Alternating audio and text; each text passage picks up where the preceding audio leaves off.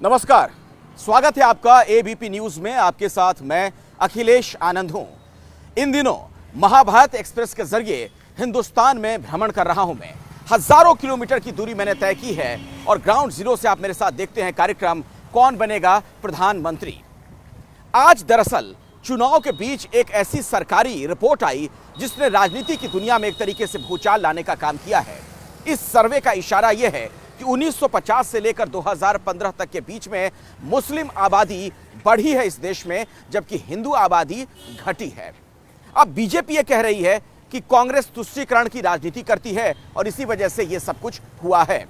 कांग्रेस का यह कहना है कि बीजेपी अभी ये रिपोर्ट बीजेपी सरकार क्यों जारी कर रही है, इसके पीछे मंशा यह है कि फूट डालो राज करो। इन तमाम मुद्दों के बीच जनता क्या सोचती है, हमारे सहयोगी श्रीनिवास पश्चिम बंगाल के दुर्गापुर पहुंचे हैं। कैमरा पर्सन राजेश भी उनके साथ थे। तो जनता का मूड क्या है ग्राउंड जीरो पर, वो हम आपको दिखाते हैं। हमने पब्लिक के मूड को टटोलने की कोशिश की है।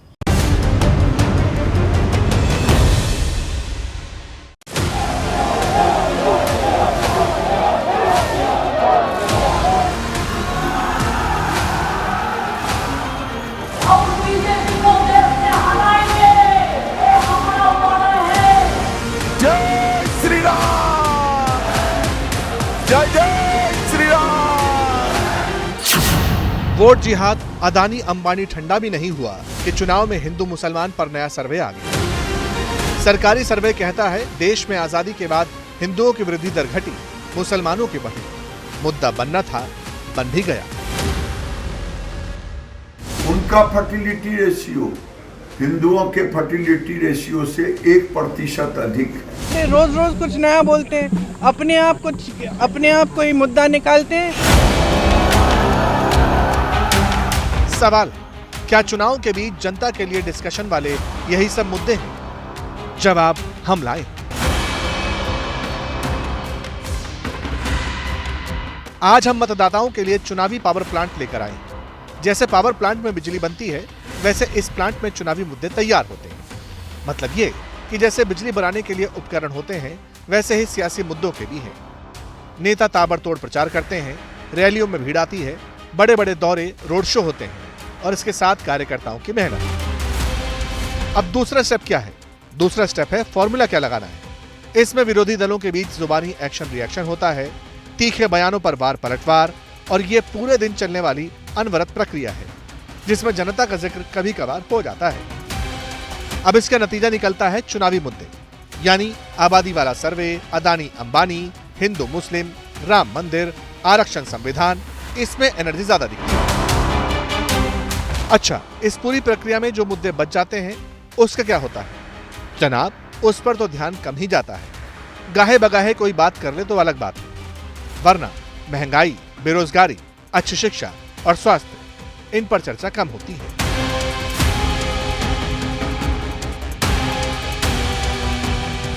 हमारा मालूम होता है कि बीजेपी जीतेगा। पश्चिम बंगाल में दीदी रहे। मोदी जी के एक चीज अच्छा लगता है, इंटरनेशनल पॉलिसी। दुर्गापुर का लिए इंटरनेशनल नहीं चलेगा, यहाँ का भूमि का आदमी होना चाहिए। इस बार 400 पार। 400 इस नीति में हम चलते हैं। तू कितना भी सर पट के यहाँ तू ना चलेगा। सच दुर्गा नहीं, साक्षात ममता है तेरी आगे। दीदी के किसी मोदी का जादू नहीं चलेगा। यही दीदी के भाई लोग जो है जय श्री राम से जो है चिड़चिड़ा जाते थे। तो राम के नाम पर वोट मांगते, हम तो काम के नाम पर वोट मांगते। काम का नाम पे भी वोट होगा और राम के नाम पे भी वोट होगा। वो तो महिलाओं के नहीं सोच रहे।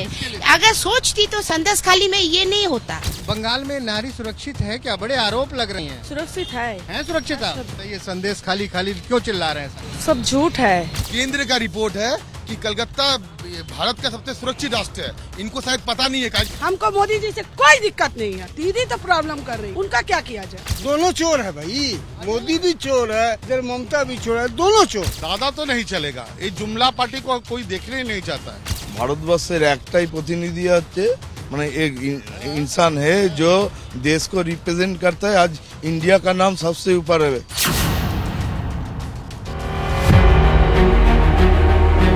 अब सियासी मुद्दों का टाइम स्पेंड बढ़ता है तो जनता के मुद्दे गोल हो जाते हैं, लेकिन हमारे लिए हर मतदाता अहम है, वोटर फर्स्ट है।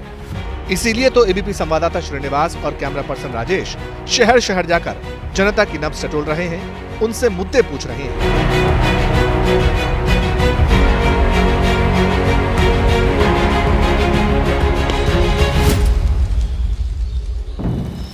चिरागों का घराना चल रहा है, हवा से दोस्ताना चल रहा है, नए किरदार आते जा रहे हैं मगर नाटक पुराना चल रहा है।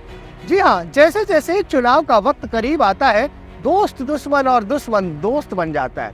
नमस्कार, मैं हूँ श्रीनिवास और इस वक्त मैं मौजूद हूँ पश्चिम बंगाल के इस्पात नगरी दुर्गापुर में, ये समझने के लिए कि आखिर यहाँ के मतदाताओं का क्या है सियासी मिजाज।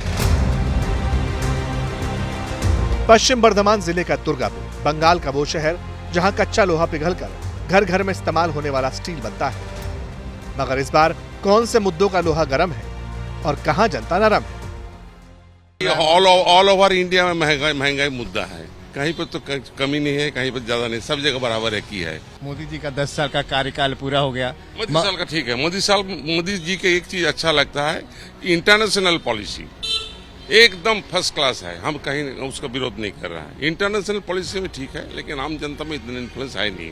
तो चाहिए तीसरी बार? नहीं, ऐसा तो हम बोल नहीं पाएंगे, बोलना भी ठीक नहीं होगा। हवा चल रही है हाँ, तृणमूल का चल रहा है। बंगाल में जो जितना वो लोग एक्सपेक्ट कर रहे थे उतना नहीं, उतना सीट नहीं आएगा।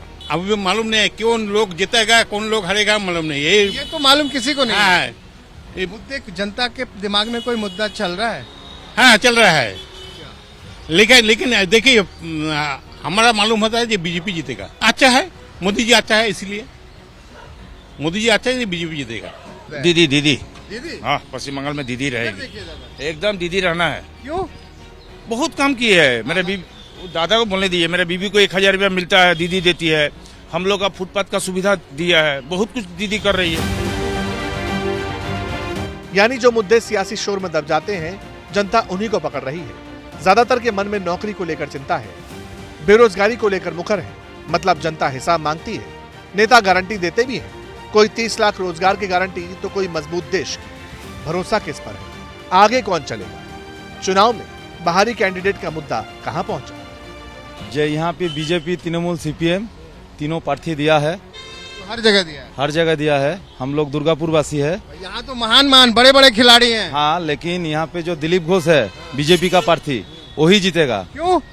आज जो कीर्ति आजाद, ममता दी क्या बोले थे, जो बहिरागत तो हटाओ, पहले बोले थे ना कुछ साल में बहिरागत तो हटाओ। अमित शाह जब आए थे बोले बहिरागत तो हटाओ।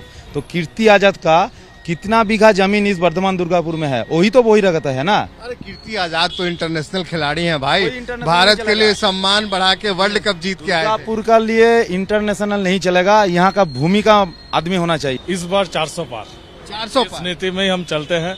मोदी जी के बाद हम कुछ नहीं सोचते। ममता दीदी का फेस वैल्यू नहीं है? ममता दी बंगाल में मुख्यमंत्री है। मुख्यमंत्री है, लेकिन बंगाल में क्या किया है? ठीक है, बेकार युवा लोग के लिए नौकरी नहीं मिला। नौकरी की बात कह रहे हैं, दीदी नहीं दे रही, तो मोदी जी भी कहे थे ना कि 2 करोड़ नौकरी हर साल। देखिए, मोदी जी जो देश का जो सिस्टम था ना, वो चेंज हो रहा है धीरे धीरे। 2 करोड़ नौकरी हर साल पे बोलो ना। ठीक है, उस पे कुछ बोलो यार। 2 करोड़ मिलेगा, सिर्फ नौकरी। ठीक है, मैं 2 नौकरी मोदी जी दे रहे हैं, देगा। मोदी जी दे रहा है और देगा। उम्मीदवारों पर बात इसलिए क्योंकि दुर्गापुर के सियासी समीकरण दिलचस्प रहे हैं। यहाँ की जनता ने सबको आजमाया। 2008 में निर्वाचन क्षेत्रों के पुनर्गठन के बाद 2009 में दुर्गापुर लोकसभा सीट बनी, यहाँ सीपीएम की जीत हुई। 2014 के लोकसभा चुनाव में ममता बनर्जी की पार्टी पर जनता ने भरोसा किया, उनके उम्मीदवार को जिता दिया। 2019 में कांटे की लड़ाई हुई, बीजेपी के एसएस अहलूवालिया 3000 वोट से जीते। इस बार मुख्य मुकाबला बीजेपी के पूर्व प्रदेश अध्यक्ष दिलीप घोष और तृणमूल के कीर्ति आजाद के बीच है।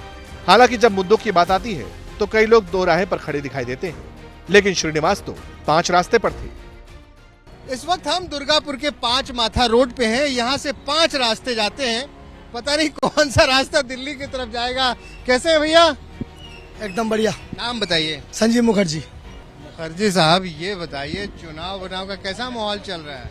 देखिए, चुनाव जो चल रहा है दुर्गापुर में, यहाँ पे एसएस अहलूवालिया के काम के नाम पे वोट होगा कि मोदी जी के नाम पे? नहीं, ये ममता बनर्जी नहीं है, मोदी जुगनू है। यहाँ पर कोई सूरज है, यहाँ पर जुगनू नहीं चलेगा। तू कितना भी सर पट के यहाँ तू ना चलेगा। दुर्गा नहीं, साक्षात ममता है तेरी आगे। दीदी के किसी मोदी का जादू नहीं चलेगा। मैं एक चीज बोलना चाहता हूँ, अगर ये बंगाल में दुर्गापुर में एक जोश है और उसका नाम है दिलीप घोष। यहाँ काम के नाम पे वोट मिलेगा, राम के नाम पे वोट मिलेगा या दाम के नाम पे वोट? सिर्फ काम काम सिर्फ भारत ये वोट हो रहा है संविधान का हिसाब से। यहाँ पर लक्ष्मी भंडार 500,000 रुपया देके वोट खरीदा नहीं जा रहा है।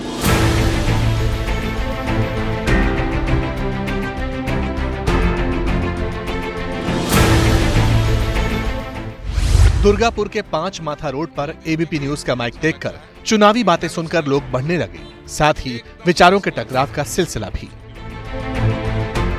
1 इंच का भी फासला नहीं। किसी को मोदी पसंद तो किसी की पसंद है दीदी। यही बंगाल है, सियासत कमाल है। इस राज्य में ना महिलाओं को सम्मान मिलता है, ना हम लोग यहाँ पर जो 13 साल से यहाँ 13 साल से 1 मिनट 13 साल में यहाँ पर राजत्व कर रहा है। 13 साल में उन्होंने इस राज्य के इंसान के लिए क्या किया है, हमको एक तो हिसाब दे दीजिए। 13 साल में तो यहाँ पर राज्य सरकार है ना, उसने क्या किया है। केंद्र का रिपोर्ट है कि कलकत्ता भारत का सबसे सुरक्षित राष्ट्र है। इनको शायद पता नहीं है कि केंद्र उन मोदी को मानते नहीं है। और प्रज्वलन रमन्ना के लिए क्यों नहीं बोलते ये लोग, कहा जो मोदी जिसको बोलते इनको वोट दो, ये नारी शक्ति बढ़ाएंगे। आज उसके लिए मोदी कुछ नहीं बोलते। आज बोल रहे हैं जो अदानी को हम लोग गाली देते थे, आज मोदी बोले कि वो टेम्पू भर भर के अदानी अंबानी। आज ये सोचिए जो जिसको हम लोग गाली दे रहे थे, मोदी उसको लेके घूम रहे थे, आज उसी को गाली दे रहे। हमको लगता है पूरा देश ही करप्शन में भर गया।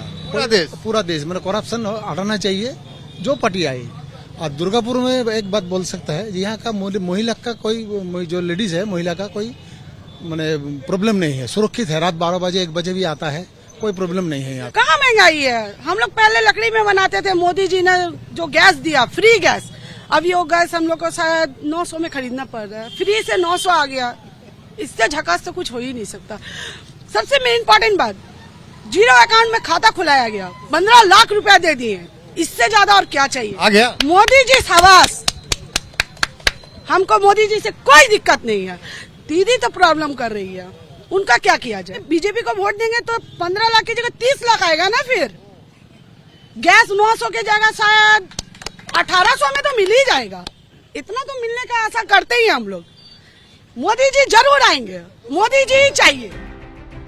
वोटर मुखर है, लेकिन जाति और धर्म का फैक्टर किधर है। 3 चुनाव में 3 अलग अलग सांसद चुनने वाले दुर्गापुर में जातीय समीकरण क्या है।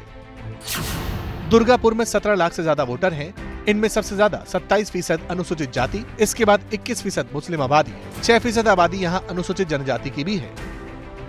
तो क्या इस बार जाति धर्म पर आर पार, या फिर नौकरी बेरोजगारी जैसे मुद्दों की पुकार। सुनिए जनता की बात चाय की चुस्कियों के साथ। कम तो देखिए, ऐसा हम नहीं कहेंगे जो कोई काम कर रहा है कोई नहीं कर रहा है, दोनों ही काम कर रहा है। इसी में से पसंद जिसको है हम उसको देंगे मोदी जी को। बहुत धीरे से बोल रहे हैं। मोदी जी को देंगे। बहुत धीरे से बोल रहे हैं। क्यों धीरे से बोल रहे हैं कि ऐसा बात नहीं कि जोर में बोलने से कोई कुछ होगा कि नहीं होगा।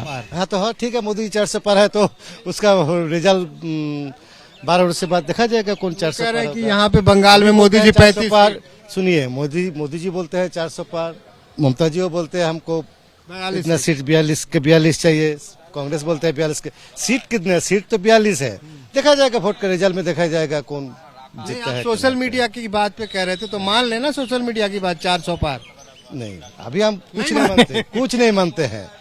बोलते हैं हम लोग, सुनते हैं, लेकिन जो होगा रिजल्ट का बात।